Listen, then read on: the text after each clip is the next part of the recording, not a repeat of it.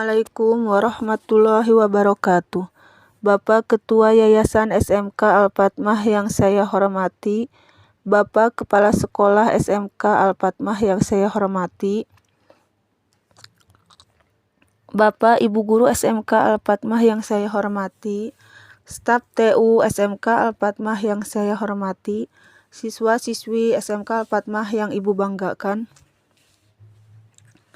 Alhamdulillah, pertama-tama marilah kita panjatkan puji syukur kehadirat Allah Subhanahu wa Ta'ala, dan alhamdulillah juga kita masih bisa mengikuti kerohanian yang dilaksanakan setiap hari Jumat di pagi hari sebelum jam pembelajaran dimulai.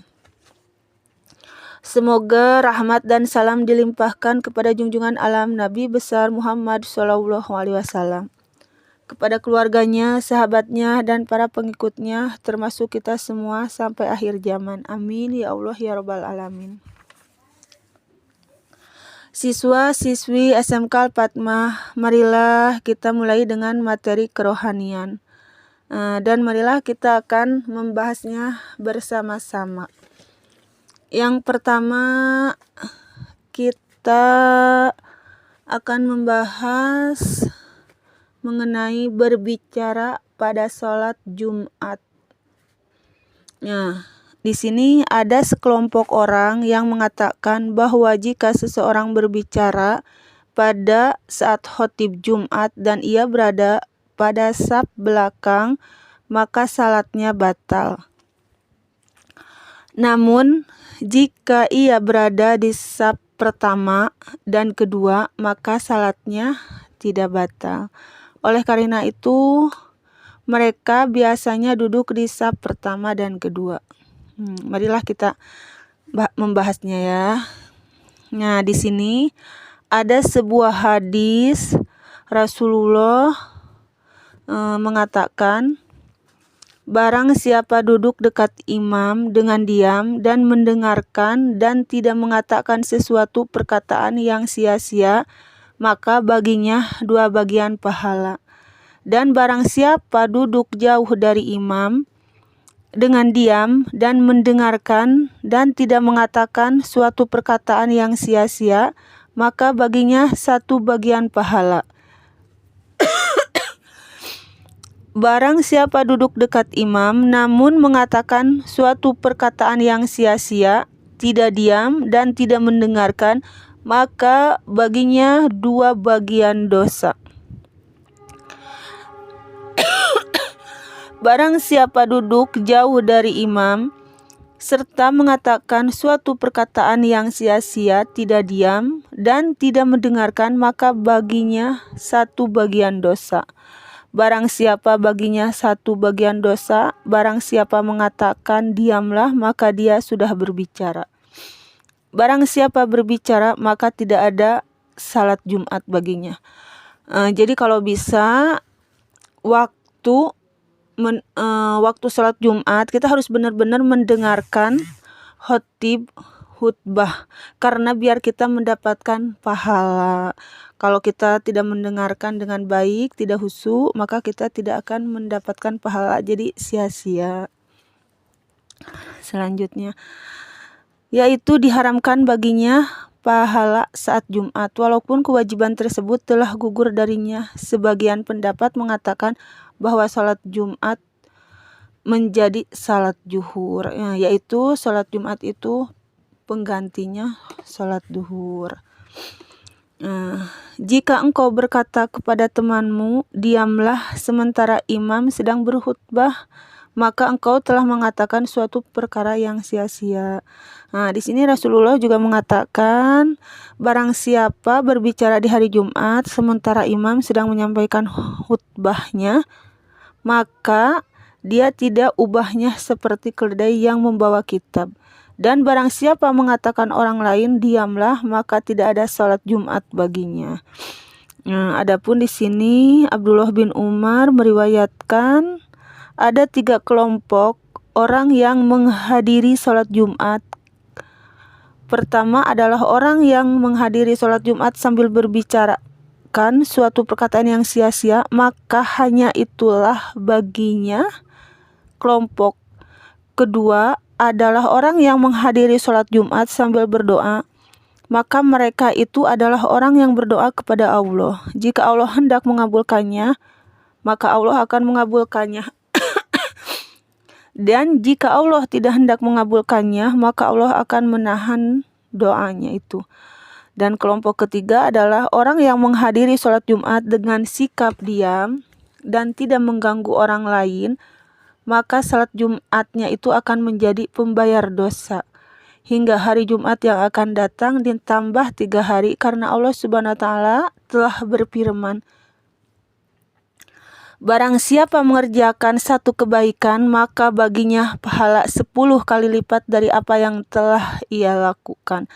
Di sini, jadi sebisa mungkin kita mengikuti sholat Jumat dengan baik dan mendengarkan khutbah Jumat dengan baik agar kita bisa mendapatkan pahala yang lebih bagus, yang lebih baik dari sebelumnya. Nah, kita selanjutnya khutbah Jumat dengan rekaman. Nah, di sini, bolehkah khutbah Jumat disampaikan dengan rekaman atau kaset sebagai ganti dari khotib? Selama tujuannya tetap sama, yaitu memberikan nasihat kepada orang yang salat. Nah, marilah kita akan membahasnya ya, bisa atau tidaknya ini memakai rekaman. Nah, khutbah Jumat tidak sah. Jadi tidak sah kalau kita memakai rekaman. Jadi berarti harus langsung orang tersebut menyampaikan untuk khutbah. Jadi tidak boleh ada rekaman pakai kaset. Dengan menggunakan kaset rekaman tidak boleh. Sebagaimana juga tidak sah mendengarkan khutbahnya. Jadi sholat Jumatnya tidak sah karena mendengarkannya dengan rekaman. Jadi kita sah karena mendengarkan khutbah dengan ada orangnya tersebut menyampaikan. Hal ini disebabkan beberapa hal.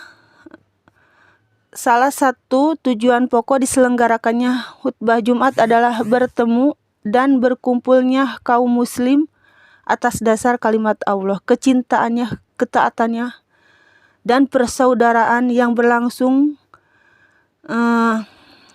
yang berkedudukan perkumpulan nasihat khutbah.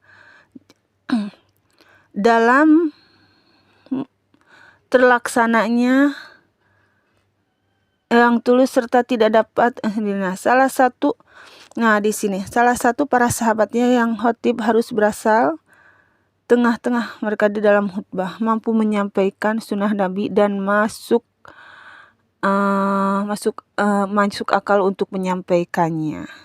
Di sini ya. Selain bagian imam mazhab di sini berpendapat bahwa khutbah Jumat berkedudukan sebagai pengganti 2 rakaat. Pertama salat zuhur yang terdiri atas 4 rakaat. 2 rakaatnya berikutnya digantikan oleh sholat Jumat.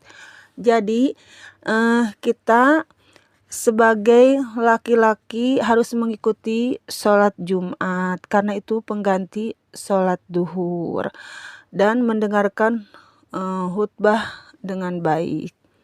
Dan selanjutnya meludah tatkala sedang berkhutbah. Marilah kita bahas bersama-sama ya. Apakah lagi khutbah tuh bisa membuang ludah atau tidak bisa? Nah, kita bareng-bareng untuk menjelaskannya di sini ya. Apakah seorang khatib yang sedang menyampaikan khutbah Jumat atau khutbah Id boleh membuang ludah ke tanah atau di hadapan jemaah? Nah, di sini para ahli mungkinnya mengatakan etika sepakat bahwa meludah adalah perbuatan yang tidak boleh dilakukan di hadapan orang lain. Jadi kita harus bisa menahannya ya. Harus ditahan segala mungkin. Kalaupun terpaksa, maka hendaknya dilakukan dengan menyembunyikan, memakai ini nih,